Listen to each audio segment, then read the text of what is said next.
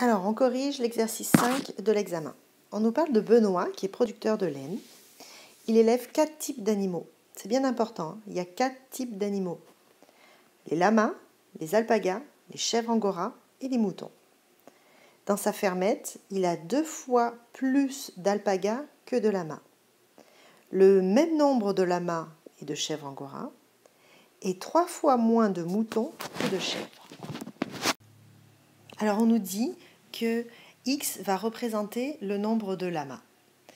Puis on vous demande de représenter par une expression algébrique la quantité d'alpagas, de chèvres angora, de moutons et le nombre total d'animaux dans la ferme. Alors on va commencer avec le nombre d'alpagas. Puis on va souligner dans le texte là où il nous parle des alpagas. On nous dit il y a 2 fois plus d'alpagas que de lamas. 2 fois plus, ça veut dire qu'on va faire 2 fois un certain nombre. Puis le nombre, c'est 2 fois le nombre de lamas. Le nombre de lamas, on nous le dit ici, c'est X. Donc on va écrire 2 fois le nombre de lamas qui est le nombre X. Et généralement, on l'écrit 2x.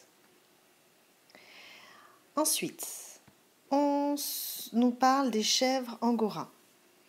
Alors, je souligne dans le texte, avec une autre couleur, là où on me parle des chèvres angora. On me dit le même nombre de lamas et de chèvres angora. Le nombre de lamas, on l'a vu, c'est X. S'il y a le même nombre de chèvres que de lamas, si le nombre de lamas c'est X, ben le nombre de chèvres c'est X aussi. Donc, on écrit X. Et le dernier animal sur lequel on va se pencher, c'est les moutons. Puis on nous dit 3 fois moins de moutons que de chèvres. 3 fois moins, il y a beaucoup d'élèves qui ont eu des difficultés. Vous êtes nombreuses à avoir eu du mal à traduire ceci. Mais pensez-y. Si je vous dis j'ai 90$ et vous avez 3 fois moins que moi, qu'est-ce que vous faites comme opération? Appuyez sur pause, réfléchissez-y. Eh bien, normalement, il y a de fortes chances que vous fassiez 90 divisé par 3.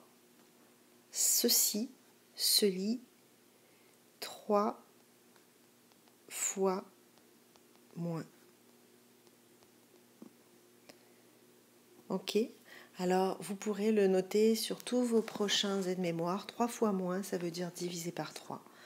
Donc, pour les nombres de chèvres, donc ça c'était un exemple, d'accord? Vous écrivez, ça n'a rien à voir avec la situation. C'est un exemple pour comprendre l'expression 3 fois moins. Alors, on revient à nos moutons. 3 fois moins de moutons que de chèvres, ça veut dire que je prends le nombre de chèvres et que je le divise par 3. Je peux aussi écrire de cette manière-là, x divisé par 3. Puis ensuite, on me demande le nombre total d'animaux. Alors, on se rappelle, il y a 4 types d'animaux. Le premier type, c'est le lama. Le lama, son nombre, c'est X. X représente le nombre de lamas. Comme on veut le nombre total d'animaux dans la ferme, ben, je vais devoir additionner le nombre des alpagas. Puis ils sont 2x. Alors j'écris plus 2x. Puis ensuite, je dois additionner les chèvres angora. Puis les chèvres angora, c'est le nombre x. Donc je rajoute plus x. Et finalement, nous avons les moutons. Et je rajoute les moutons. Puis là, je contrôle. Ici, c'est les lamas, plus les alpagas, plus les chèvres, plus les moutons. C'est bon, on a nos 4 animaux. Dernière question. On nous dit si Benoît avait 6 lamas, combien aurait-il d'animaux en tout? Là, vite de même, là. Vous vous attendez à trouver quoi comme résultat pour le nombre d'animaux en tout? Je vous pose la question parce qu'il y a des élèves qui m'ont trouvé des nombres négatifs ou des nombres à virgule. Est-ce qu'il est possible d'avoir un nombre négatif d'animaux dans une ferme ou est-ce qu'il est possible d'avoir 0,3 ou 2,7 animaux? Non. Donc, il faut vraiment avoir en tête que la réponse, ça doit être un nombre entier. Sinon, il y a un problème, il faut trouver l'erreur. Alors, je prends mon nombre total d'animaux qui est ici, là, tout ça ce sont mes animaux. Puis à chaque fois que c'est écrit X, ben, je vais remplacer par 6.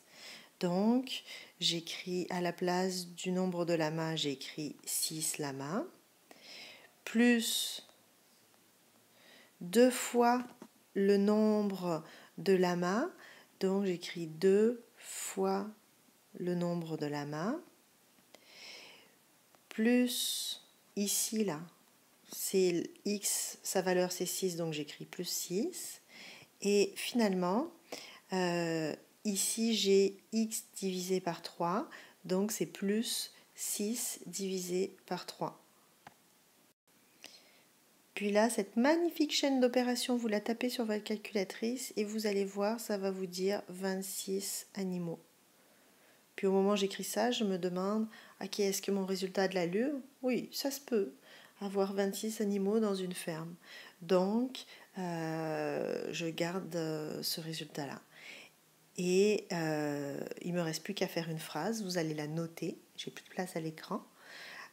Si Benoît a 6 lamas, alors il y aura 26 animaux en tout dans sa ferme. Et c'est terminé pour cet exercice.